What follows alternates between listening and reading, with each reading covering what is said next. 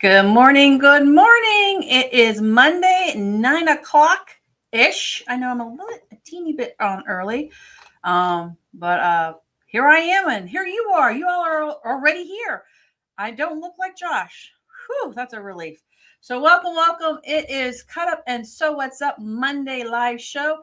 I am Tony, and unfortunately, I look solo, but Joanne's coming. She just had a little thing going on this morning. She's on her way, and Joshua is on his way meeting everybody for the Shop Hop review. So we should have Shop Hop winners by the end of the day. So pretty excited. So good morning, everybody. Come on in. Say hi. Hey, shout out where you're from. That way I just kind of know where you're coming from. And hit those hearts and those likes and share just so we can build up our following here on Facebook and YouTube and Instagram. So I think Joanne just pulled in just in the nick of time, but it's okay because I've got stuff to talk about first. So it all works out. First of all, can y'all hear me? I hear I'm talking all morning already and making sure y'all can hear me. Can you hear me good? Good morning, Miss Bonnie. Good morning, Teresa. And good morning, Shar. Hopefully everyone can hear me all right. I think I've hit all the right buttons. There's like a sequence of buttons. And since I'm in front of the camera and not behind the camera, it's a little more tricky. Look, everyone, we got locals coming in. Thanks for posting where you're coming from. I recognize most of your names because you're local, but I know we have a lot of people that aren't local, and especially if you're watching on YouTube or on Instagram. On Instagram, we have a Miss Cindy on Instagram. So welcome, Miss Cindy from Instagram. Hey, Pearl, good to see you this morning. So where to start? We're going to start right on the dot. I've already got the algorithms rolling because I've been on already 5 minutes to kind of let you guys know ahead of time that we're coming on. That's something new we're trying out, and it's working. So we don't have to spend 10 minutes just here jibber jabbing. But, you know, it's fun to do that too. Here she comes. She's sneaking in, but we'll pretend she's not here yet. So let's start. Let's just first of all say thank you. Thank you to all the shop hoppers last week. We had over 400 people come through the doors. That's pretty cool. Just the hoppers. So cool. We have more than that. But you hopped a little bit, didn't you? I did the whole thing. Wow, you could be a winner. I could be. I'm excited. I'm waiting. I know Josh is up there. They're picking names now, and I'm hoping to be one of the winners. I never have been, so this would be the year. You're only a winner when you pull your own name. She's not gonna live that one down. If you missed that, that was last year's episodes. So good morning, Carol. Good morning, Mary Ellen and Teresa. Did I miss anybody? Nope, I don't think so. All right, good. They can hear us this time. Good. There's no music. What else was I gonna say? So thank you so much for the hoppers. We had a lot of fun last week. I hear they did the chicken dance up in St. Augustine. It was so much fun. I was teaching a class up there the first week of the hop. And every now and then the chicken dance music would come on and everybody'd be in the chair. My goodness, it was hysterical. It was so much fun. I think our shops, I went to all of them. I think all of ours was the best. Oh, of course. It was definitely the most fun. Good. That's what we're all about. Remember, we're all about party and fun. That's right. And we had a Project Linus on Saturday too. That was a full house. So again, thank you guys for who came out for that, or if you donated something for that cause. It was a lot of fun. We had a lot of new people in here. We had people from St. Augustine and Jacksonville come down. Awesome. So if you're interested in Project Linus and don't know what it is, and you are more in the St. Augustine field of vision, we'll be doing Project Linus February 15th up there. It's a Saturday, and we're going to start at 1 because there's a morning class. We're going to start at 1, and Dana's going to talk about what Project Linus looks like, where she donates to, how you can help, and you can sit and sew for a little bit and put labels on blankets. I told her that's what we need to do is put labels on blankets. So they have to have labels. Every Project Linus quilt has a label on it before it's presented to a child. And what does it say on it? It says Project Linus. And that's all it says? Mm-hmm. And it's got a picture of a Linus holding his little blankie. It's really cute. It's their logo. It is cute. It's their brand. So, wow. Last week was crazy. It was. Are you rested? No, because this week's gonna be just as crazy as I stand here, not prepared for this. But yeah, this week's just as crazy. Don't forget, we're gonna do our live cut up and sold show on Wednesday afternoon at noon. We're gonna be in St. Augustine, Joshua and I, and then we have our grand opening Saturday. please come. Please come. We want to get a picture when he's cutting the ribbon with a bunch of people. And what time is that going to be? 9:45. 9:45. And this shop is closed this day. Correct. Because we want everybody to go up there. So there's no excuse. That's right. And if you haven't been there, it will quickly become your favorite shop ever. And we're giving away a Go Me. We're going to give away one of these for our grand opening. Pretty excited about that too. So cute. It's perfect for travel. That's right. If you're going to a retreat or a class or whatever, you've got a nice little one to work with. It comes with I think a 4-inch half square triangle die. So it comes with one die, but there's other dies you can obviously purchase with it. And we can get them for you. Actually, I think we have some in stock too. So come and do our grand opening. There'll be refreshments. It's going to be fun. We should do the chicken dance again. Oh, we're going to do a scavenger hunt. That's right. I forgot we're going to do that. Oh. We're going to do a scavenger hunt. That'd be fun. So you guys get to meet all the employees, but you have to hunt them down. If they're not already obvious. Well, not everybody knows everybody. We were surprised when we had our first team meeting. Not everybody knew everybody. So we want you guys to know who we are, and so you can talk to any of us to get whatever help you need. Good idea. So let's see who's on. Oh, Dana came on. Hey, Diana, excuse me, and Teresa came on. Phew. All right. I think that's the most important stuff that I have here. Then I have Joanne. Okay. Are you ready, or do you want me to keep talking? Talk for just a minute while I bring this stuff. I'm going to talk. And can I have the overhead? Yeah, that's why I put this map here. See the tape? Keep within the tape. Keep within the tape. There's no tape over there, and I just moved them. Well, there's 3 pieces of tape. So we're going to use a second camera today. Okay. You ready? And this is block of the month day. And remember, I'm hoping this is the last week in it is January. So she got it. I was racking my brains and trying to think, oh my goodness, it's one more week until that, and I don't know what to do. And I'm trying to come up with all sorts of different ideas, which were not happening.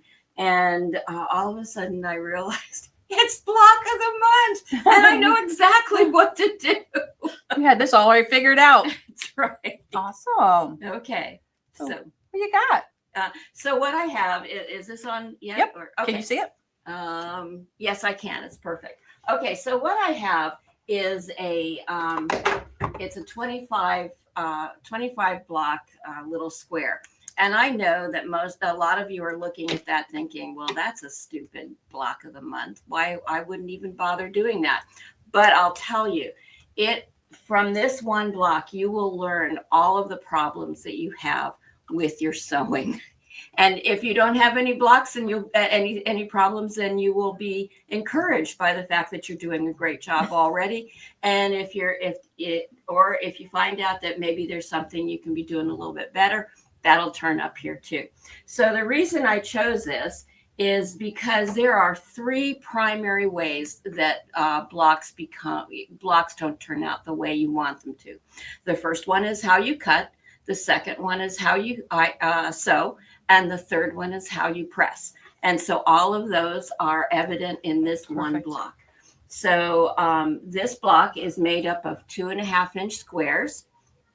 I obviously dove into my Tula Pink scraps and pulled. I just had a whole bunch of 2.5-inch squares, so I used them and put them together. So when I do squares like this, I like uneven numbers, because if you have uneven numbers, then you can have the corners will all be. I can have them all as a color as opposed to a background. It doesn't alternate. So if it's an even number, then you'll have it'll go color, neutral, color, neutral. You'll have neutrals in 2 corners and colors in 2 corners. So anyway, that's my reasoning for doing it the way I did it. So what you'll do is you'll lay out your blocks. So the first thing you want to do, obviously, is you want to cut your squares. So in cutting, some of the things that are important to remember are that you're cutting using a good technique. Now, one of the things that you want to do is when you're cutting something, you want to make sure that you are standing to the side. So you take your ruler and you put your ruler down, and moving this all around. That's all right. It slides. And you make sure that instead of standing right on top of the rotary cutter, you're standing to the side of it so that your arm has a free motion and ability to move freely up and down or up the ruler. You shouldn't go back and forth, because if you go back and forth, if you're doing something like this where you're going back and forth like this, that tends to saw the fabric and you'll tend towards more fraying along the edge. The other thing is that you want to hold your ruler in such a way that it stays steady during the as you're moving.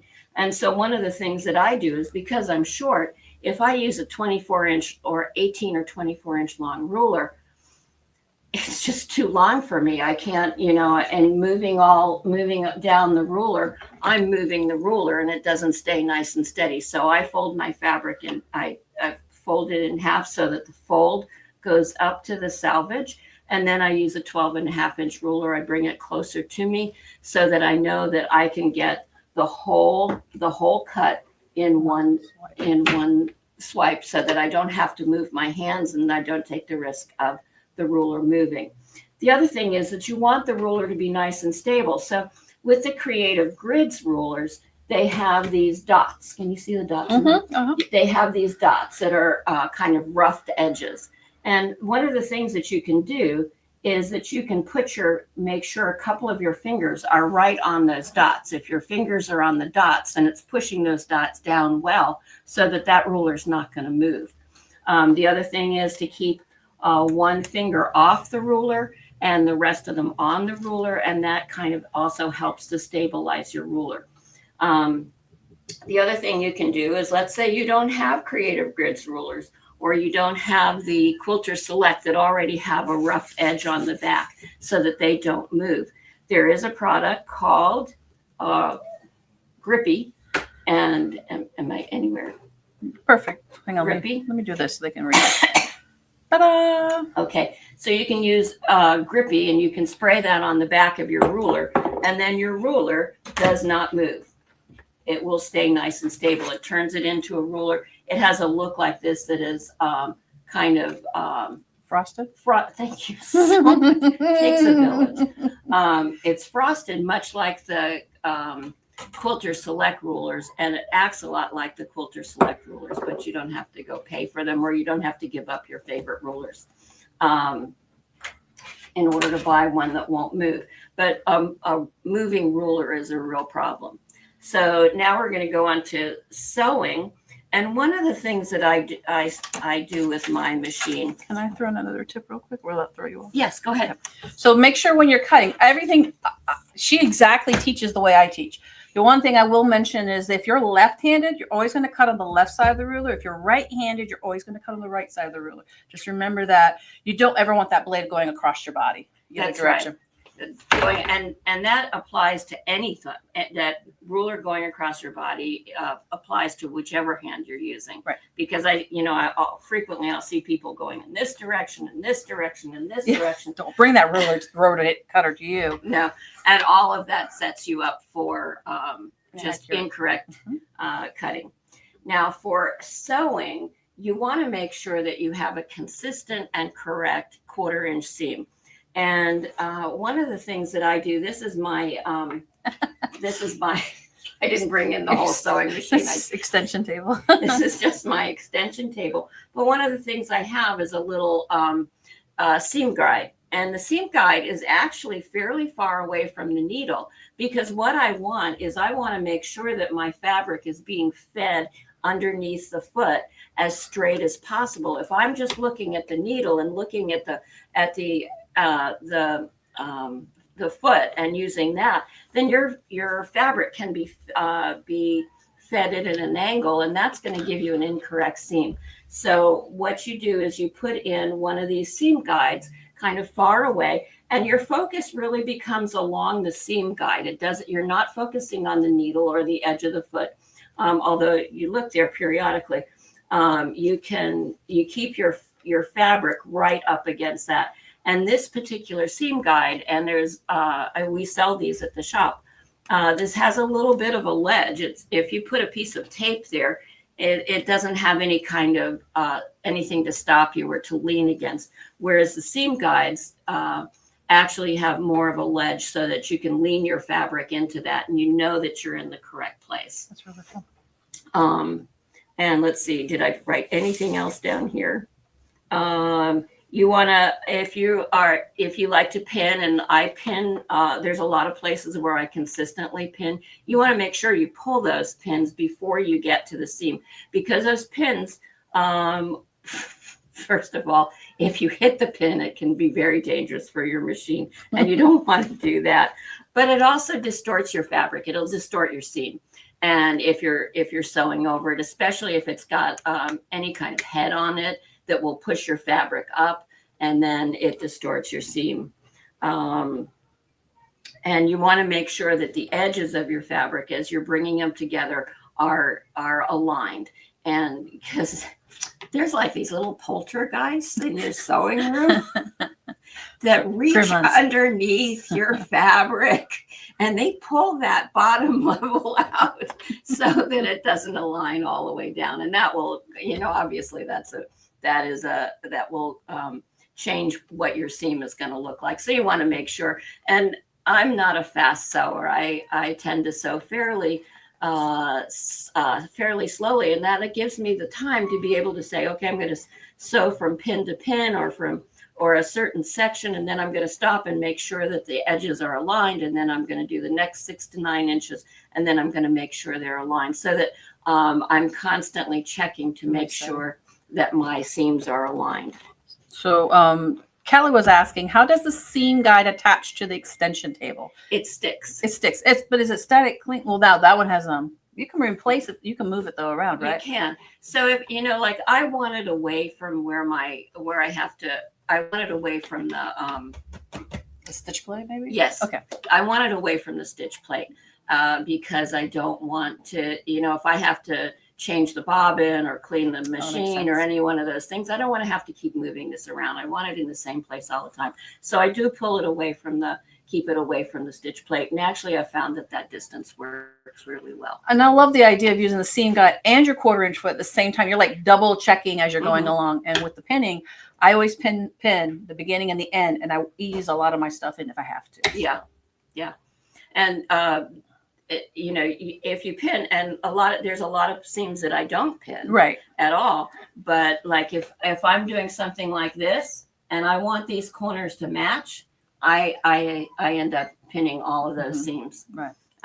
Okay. And you answered Char's question about how do you remove the seam guide. She puts it on her extension table so she doesn't have to remove it. Yeah, and it does come off. It just peels back. It just peels back. And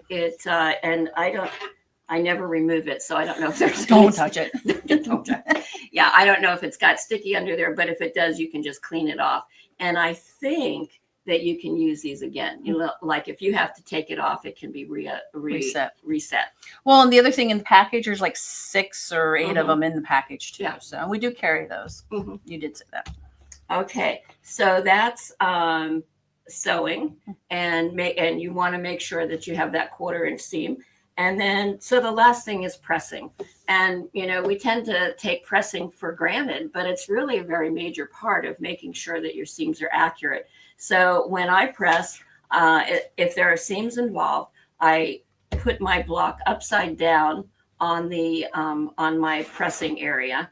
I'll spray it with a little starch, and then I press on the back first, and then flip it over and press on the front. When I go to the front, I want to make sure that there are no places where the fabric is where I've actually pressed the fabric so that there's it's coming over on itself like this. So you want to make sure that you go along with the point of your fabric right along the seams and make sure they're nice and flat. Personally, I don't use steam, and in a class, I don't let people use steam because I feel that when you use steam, it alters and distorts your block. And I kind of prove this to myself because I used to always steam everything because everybody who likes to use steam knows how nice it makes your block. It looks good. but my blocks weren't coming out correctly, and I went to a class where the teacher wouldn't let us steam, and I realized how much difference it made, because once again, you're working with cotton and you're working with water, and you put the two of them together and the cotton shrinks. So I'm very much an advocate of not using steam until your block is completely done. I use steam when I'm pressing at the beginning. Not on my block though. Just on your Fabric. So I know it pulls and shrinks it a little bit because I don't pre-wash. That's a good idea. Yeah, but that puts water in my eye. Oh, well, that's what you use a squirt bottle. Yeah, don't put it in my iron. And the other thing going back to cutting and sewing is that you want to make sure your fabric is pressed before you cut it. Totally. And steaming it helps make sure it's nice and flat. And because if you're cutting something that has a little, especially if your fabric's been folded for a while and it's not giving up those creases, that's going to make a difference in the accuracy of your cut and of your sewing. Correct. Let's see. I think that I've said everything I have to say. Do you have anything to add? What size of block is that? This is a 10.5 inch. So all of these squares are 2.5 inches. When you put 5 2.5 inch squares together, you'll get a 10.5 inch block. Now, if you're looking at this thinking, I don't want to put a block like that in a quilt, remember that this is going to grow up into another block. So it will. This is a block of the month. You don't know what's coming yet. That's right. So this will become something else, and this will be in the middle, and there'll be something else on the side. So when I make this block, I take my fabrics and I line them up the way I'm going to want them to go, so that I can look at them and kind of see, well, is this a design I want? Do I want something different? You can use, if you have a box of 2.5 inch squares that you'd like to get rid of, you don't have to use a collection like this. You can use your own block, your own squares. And when you do that, one of the things that you want to look for is that your neutrals do not detract from your color fabrics, and that your color fabrics kind of work together. The neutrals kind of make everything come together, and it also makes it less in your face. Well, it also gives it a design element, is what Yes, it is. does. So you want to do that. Now, if you wanted to, you could just take a whole bunch of 2.5 inch squares and put them together, and that's not a bad thing. I mean, sometimes that works. Doesn't usually work for me. Remember that shabby chic thing? How people were doing the shabby chic, and I'd look in magazines and I'd see these shabby chic designs, and I'd say, oh, that looks so pretty. I'm going to do that in my house, and I love it. But my house would just end up looking shabby. Not chic. Just be shabby. So if I'm not careful, if I just use all scraps, then if I'm not careful with color placement and choosing the colors and the different fabrics, it just looks like a mess. It looks like my scrap bin threw up on my quilt, and it doesn't look good. Go with that. So whatever works for you. If you like the whole scrap thing, that's great. And if you want to do some neutrals in there to make sure that you get more of a design and you can see the fabrics a little bit better, you can do that too. Awesome. So I sew together each row individually.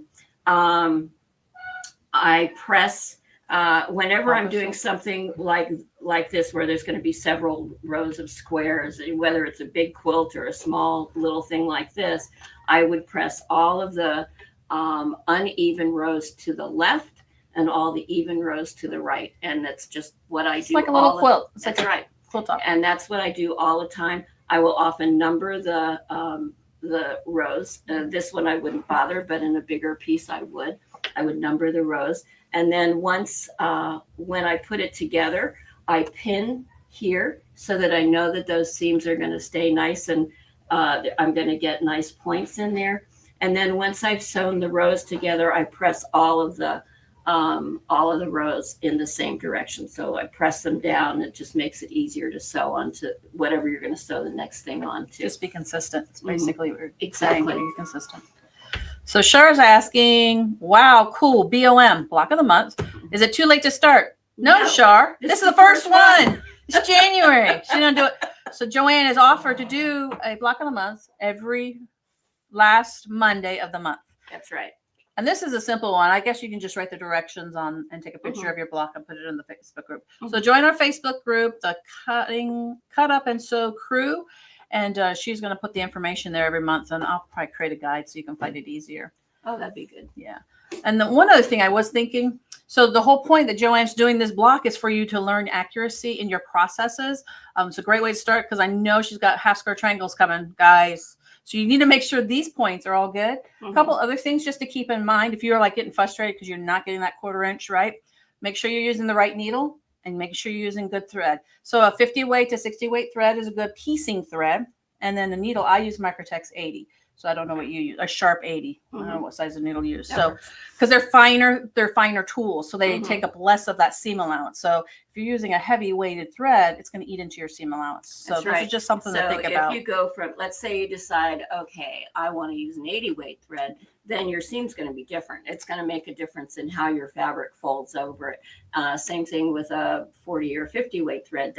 All those things influence your seam. That's and just absolutely correct. Change the needle. So if you use a finer thread, use a finer needle. If you use a thicker thread, use a thicker needle, and just make sure you're adjusting your little purple strip to match the 1/4 inch properly. Good. Yeah, awesome. I love that. Tag team that one, but you did most of the work, not me. So if you have any questions, put it in the Facebook group, and Joanne will answer them. Maybe I'll call her out.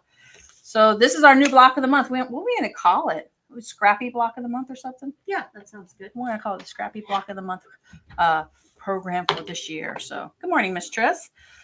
Wow, see, you come in late and boom, you just beautifully led that out. So we won't be here 45 minutes. I'm excited. Oh, my goodness, that's great. I'm not Josh. So a couple other things I just want to point out as we end the month of January. First month of the year is gone or will be gone. And interesting, December went so quickly. It was so fast between Thanksgiving and Christmas. And January, I just feel like it went on forever, which cold. was okay. It's the cold. I'm glad it's over. It's cold. We're on the 70s this week. Florida. We love Florida. So, excuse me, a couple other things I want to mention for the end of the month. So if you own a Bernina and you've been holding off on getting your walking foot because it's a pricey thing. Right now, this is the Bernina special of the month. You get 25% off, which is over $50 on this foot. That tells you how much this foot is, and it's the best time to get this foot. So we have them here in Palm Coast, and we also have them in St. Augustine. I don't think we have a lot left, but if we run out, we totally will order it at the sale price. You just have to prepay for it. So we have that on sale going on. And if you're thinking, oh, I don't know if I need a walking foot, or the Bernina has that dual feed and everything. This is an awesome foot, even with the dual feed and everything, and it's well worth the money. Yeah, it is. It's a little scary when you look at the price, but it is worth it, and you'll use it. It's not something you're going to put away and never use. And I think I need to have Melanie speak into this a little bit. The difference between the dual feed and a walking foot is different because the dual feed is more about 2 layers of fabric, making it line up. Walking foot is meant for anything that's got more than 2 layers of fabric. So that batting, because it becomes a floating. So when you're using the walking foot, it's pinching the whole sandwich under the needle, whether it be quilting or if you have layers of a bag or a purse. So walking foot is something everybody should own, even if they don't quilt. That's right. Oh, even if they don't quilt. And the I use it all the time, but one of the things I really like it for is bindings. Exactly. So your binding doesn't end up kind of wavy along the edge. It keeps it nice and straight. Keeps everything together. Because it's pulling that whole thing underneath the foot at the same time. So this is important. We have a few of these around. Sale until Friday, because the 1st is February. February 1st is Saturday. Block of the month, we talked about bundle specials. So we have several bundle specials going on January. We've had them all month. And we just want to remind you that they're still good until the end of this week. So we have build your own purse bundle. That's kind of built a purse in here. So we've got patterns, we've got hardware, we got zippers. We got 3-yard cuts that will work for purses. So that's something to think about. If you build your own purse, you know, it includes the pattern, the fabric, and the hardware. You get a $5 discount on it. And then we have design your own bundle. So if you are about to start a new quilt project and you need a pattern and you need to buy all the fabric for it, you spend $100 retail, we'll give you $10 back. So that's some of the bundles. And then don't forget, we have machine bundles with tables, which I don't think we have but 1 or 2 left. But come on in, either Palm Coast or St. Augustine this week, and check out our July bundles because they're only good until the end of the week. So just something to remember. What else do I have on my list? I think that's it. Oh, the other thing I want to mention, I think we need to ask Maria to get this grippy non-slip coating. So if you're interested in this, ask Maria. I'm going to put it on our order for next time so we can have some in the shop.